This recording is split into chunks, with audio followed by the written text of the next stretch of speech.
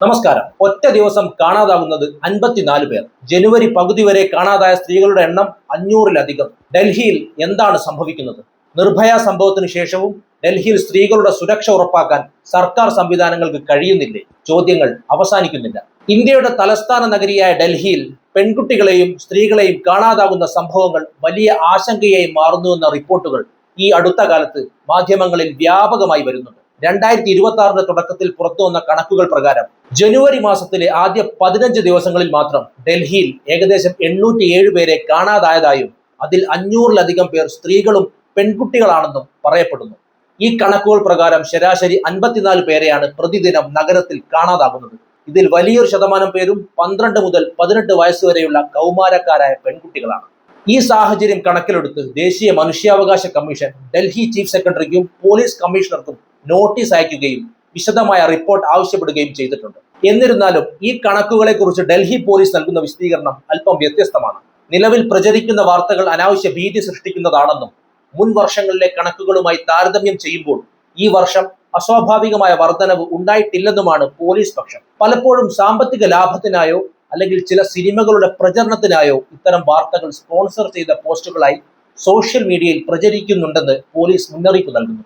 ഡൽഹിയിലെ വിപുലമായ digital reporting സംവിധാനം കാരണം ചെറിയ സമയത്തേക്ക് കാണാതാകുന്നവർ പോലും ഔദ്യോഗിക കണക്കുകളിൽ പെടുന്നുണ്ടെന്നും അവരിൽ ഭൂരിഭാഗം പേരെയും ഓപ്പറേഷൻ മിലാപ്പ് പോലുള്ള പദ്ധതികളിലൂടെ വൈകാതെ കണ്ടെത്തുന്നുണ്ടെന്നും അധികൃതർ വ്യക്തമാക്കുന്നുണ്ട്. എന്നാൽ കാണാതാകുന്നവരുടെ എണ്ണം കുറവാണെന്ന വാദത്തിനിടയിലും കണ്ടെത്തപ്പെടാത്തവരുടെ എണ്ണത്തിൽ ഉണ്ടാകുന്ന വർധനവ് ഒരു വലിയ ചോദ്യചിഹ്നമായി അവശേഷിക്കുന്നു. 2025 കണക്കുകൾ പ്രകാരം റിപ്പോർട്ട് ചെയ്യപ്പെട്ട 24,500-ലധികം കേസുകളിൽ 9,000-ഓളം പേർ ഇനിയും കണ്ടെത്തപ്പെടാതെ തുടരുന്നുണ്ട്. കൗമാരക്കാരായ പെൺകുട്ടികൾ വീട് വിട്ടിറങ്ങുന്നതിനും കാണാതാകുന്നതിനും പിന്നിൽ പലപ്പോഴും പ്രണയബന്ധങ്ങൾ, കുടുംബ പ്രശ്നങ്ങൾ, സോഷ്യൽ മീഡിയ വഴിയുള്ള സ്വാധീനം എന്നിവ കാരണമാകാറുണ്ടെങ്കിലും മനുഷ്യക്കടത്ത് സംഘങ്ങളുടെ സാന്നിധ്യം പൂർണ്ണമായും തള്ളിക്കളയാനാവില്ലെന്ന് മനുഷ്യാവകാശ പ്രവർത്തകർ ചൂണ്ടിക്കാട്ടുന്നുണ്ട്. വീട് വിട്ടിറങ്ങുന്ന പെൺകുട്ടികളെ ഇത്തരം സംഘങ്ങൾ ചൂഷണം ചെയ്യാനുള്ള സാധ്യതകൾ ഏറെയാണ്. ചുരുക്കത്തിൽ ഡൽഹിയിലെ പെൺകുട്ടികളുടെ സുരക്ഷയെക്കുറിച്ചുള്ള വാർത്തകൾ പൂർണ്ണമായും തെറ്റാണെന്ന് പറയാനാവില്ലെങ്കിലും അവ പലപ്പോഴും സന്ദർഭത്തിൽ നിന്നും അടർത്തി മാറ്റിയാണ്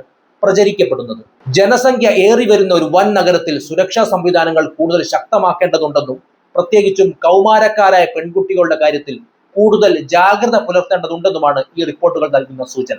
ഔദ്യോഗിക കണക്കുകൾ പരിഭ്രാന്തി വേണ്ടെന്ന് പറയുമ്പോഴും ഓരോ വർഷവും കണ്ടെത്തപ്പെടാത്ത ആയിരക്കണക്കിന് പെൺകുട്ടികളുടെ കാര്യത്തിൽ ഇനിയും കൃത്യമായ ഉത്തരങ്ങൾ ലഭിക്കേണ്ടതുണ്ട്. ഡൽഹിയിലെ പെൺകുട്ടികളുടെ സുരക്ഷ വർദ്ധിപ്പിക്കുന്നതിനായി സർക്കാർ നടപ്പിലാക്കിയിട്ടുള്ള വിവിധ പദ്ധതികൾ നഗരത്തിലെ കുറ്റകൃത്യങ്ങൾ തടയുന്നതിൽ നിർണായക പങ്ക് വഹിക്കുന്നുണ്ട്. ഇതിൽ ഏറ്റവും പ്രധാനപ്പെട്ടത് നഗരത്തിലുടനീളം സ്ഥാപിച്ചിട്ടുള്ള ദശലക്ഷക്കണക്കിന് CCTV ക്യാമറകളാണ്. ലോകത്തിലെ തന്നെ ഏറ്റവും കൂടുതൽ CCTV സാന്ദ്രതയുള്ള നഗരങ്ങളിലൊന്നായി ഡൽഹി മാറിയിരിക്കുന്നു.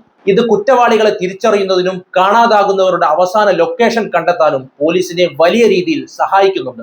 കൂടാതെ രാത്രികാലങ്ങളിൽ തെരുവ് വിളക്കുകൾ കൃത്യമായി തെളിയുന്നു എന്ന് ഉറപ്പുവരുത്താൻ ഡാർക്ക് സ്പോട്ടുകൾ കണ്ടെത്തി പരിഹരിക്കാനുള്ള നടപടികളും സജീവമാണ്.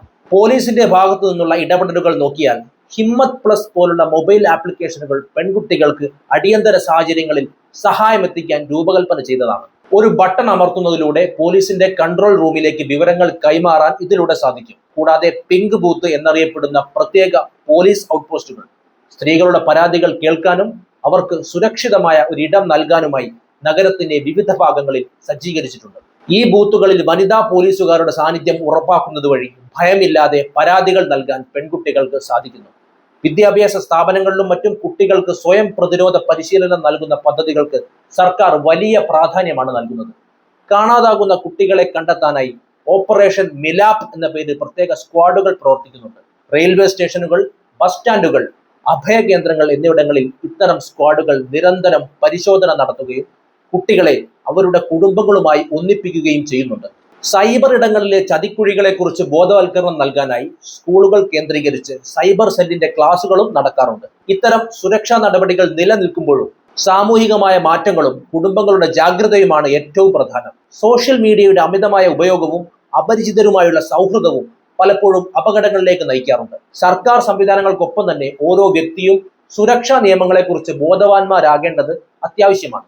ആധുനിക സാങ്കേതിക വിദ്യയും പോലീസിന്റെ ജാഗ്രതയും ചേരുമ്പോൾ ഡൽഹിയിലെ പെൺകുട്ടികൾക്ക് കൂടുതൽ സുരക്ഷിതമായ ഒരു അന്തരീക്ഷം സൃഷ്ടിക്കാൻ സാധിക്കുമെന്നാണ് പ്രതീക്ഷിക്കപ്പെടുന്നത്. സ്ത്രീകളുടെയും കുട്ടികളുടെയും സുരക്ഷ ഉറപ്പാക്കുന്നതിനായി നിലവിലുള്ള നിയമങ്ങളെയും സംവിധാനങ്ങളെയും കുറിച്ച് ബോധവാന്മാരായിരിക്കുന്നത് ഏതൊരു സാഹചര്യത്തിലും അത്യാവശ്യമാണ്. ഇന്ത്യയിൽ സ്ത്രീകൾക്കെതിരെയുള്ള അതിക്രമങ്ങൾ തടയുന്നതിനായി നിർഭയ നിയമം പോലെയുള്ള കർശനമായ വ്യവസ്ഥകൾ നിലവിലുണ്ട്. ലൈംഗികാതിക്രമം, സ്റ്റോക്കിംഗ്, ഒളിഞ്ഞുനോട്ടം തുടങ്ങിയ കുറ്റകൃത്യങ്ങൾക്ക് ഈ നിയമപ്രകാരം കഠിനമായ ശിക്ഷയാണ് ലഭിക്കുക. ഇതിനു പുറമെ ജോലി സ്ഥലങ്ങളിൽ സ്ത്രീകൾ നേരിടുന്ന പീഡനങ്ങൾ തടയുന്നതിനായി പോഷ് നിയമവും നിലനിൽക്കുന്നുണ്ട്. ഇത് ഓരോ തൊഴിലിടത്തിലും സ്ത്രീകൾക്ക് സുരക്ഷിതമായ അന്തരീക്ഷം ഉറപ്പാക്കാൻ സ്ഥാപനങ്ങളെ ബാധ്യസ്ഥരാക്കുന്നു. അടിയന്തര സാഹചര്യങ്ങളിൽ സഹായത്തിനായി രാജ്യത്തുടനീളം ലഭ്യമായ 112 എന്ന ഏകീകൃത എമർജൻസി നമ്പറിനെ കുറിച്ച് എല്ലാവരും അറിഞ്ഞിരിക്കേണ്ടതാണ്. ഇതുകൂടാതെ സ്ത്രീകൾക്ക് മാത്രമായുള്ള 1091 എന്ന ഹെൽപ്പ് ലൈൻ നമ്പറും ലഭ്യമാണ്. ഡൽഹി പോലെയുള്ള മെട്രോ നഗരങ്ങളിൽ ഈ സേവനങ്ങൾ 24 മണിക്കൂറും സജീവമാണ്. കാണാതാകുന്ന കുട്ടികളെയും സ്ത്രീകളെയും കണ്ടെത്താൻ സഹായിക്കുന്ന ട്രാക്ക് ചൈൽഡ് പോർട്ടൽ പോലുള്ള ഡിജിറ്റൽ സംവിധാനങ്ങൾ സാധാരണക്കാർക്കും വിവരങ്ങൾ നൽകാനും തിരയാനും ഉപയോഗിക്കാവുന്നതാണ്. മറ്റൊരു പ്രധാനപ്പെട്ട നിയമപരമായ അവകാശമാണ് സീറോ FIR.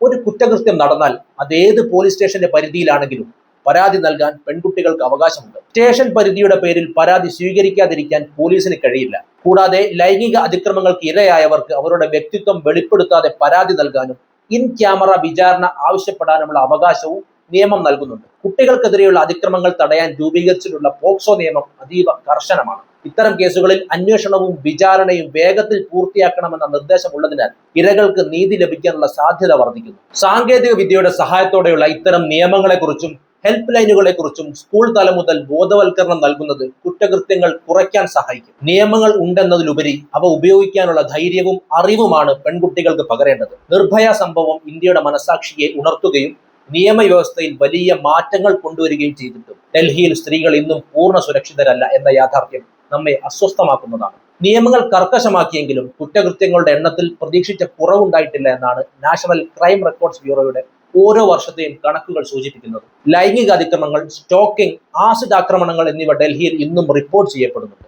കുറ്റവാളികൾക്ക് നിയമത്തോടുള്ള ഭയമില്ലായ്മയും വിചാരണ നടപടികൾ നീണ്ടുപോകുന്നതും ഈ അരക്ഷിതാവസ്ഥയ്ക്ക് പ്രധാന കാരണമായി മാറുന്നു. നഗരത്തിന്റെ ഭൂമിശാസ്ത്രപരമായ പ്രത്യേകതകളും ജനസാന്ദ്രതയും സുരക്ഷാ വെല്ലുവിളികൾ ഉയർത്തുന്നുണ്ട്. തെരുവ് വിളക്കുകൾ ഇല്ലാത്ത ഇടങ്ങളും വിജനമായ പാതകളും രാത്രികാലങ്ങളിൽ സഞ്ചരിക്കുന്ന സ്ത്രീകൾക്ക് വലിയ ഭീഷണിയാണ്. പൊതുഗതാഗത സംവിധാനങ്ങളിൽ, പ്രത്യേകിച്ച് ബസ്സുകളിലും ഓട്ടോകളിലും സ്ത്രീകൾ നേരിടുന്ന പ്രശ്നങ്ങൾക്ക് ഇപ്പോഴും വലിയ മാറ്റം വന്നിട്ടില്ല. പോലീസ് നിരീക്ഷണവും CCTV സംവിധാനങ്ങളും വർദ്ധിപ്പിച്ചിട്ടുണ്ടെങ്കിലും കുറ്റകൃത്യങ്ങൾ തടയുന്നതിനേക്കാൾ നടന്ന കുറ്റകൃത്യങ്ങൾ തെളിയിക്കാനാണ് ഇവ പലപ്പോഴും സഹായിക്കുന്നത്. സ്ത്രീകൾ സുരക്ഷിതരല്ലാത്തതിന് പിന്നിലെ മറ്റൊരു പ്രധാന കാരണം പുരുഷാധിപത്യപരമായ സാമൂഹിക മനോഭാവം കൂടിയാണ്.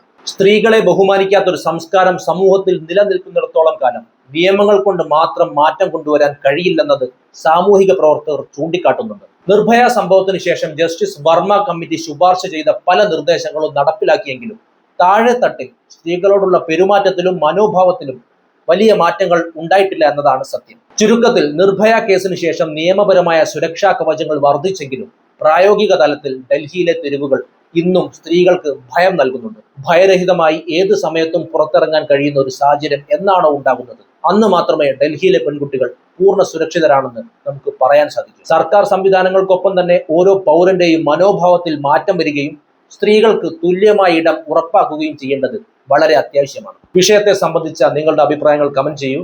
മറ്റൊരു വിഷയവുമായി വീണ്ടും കാണാം. നന്ദി.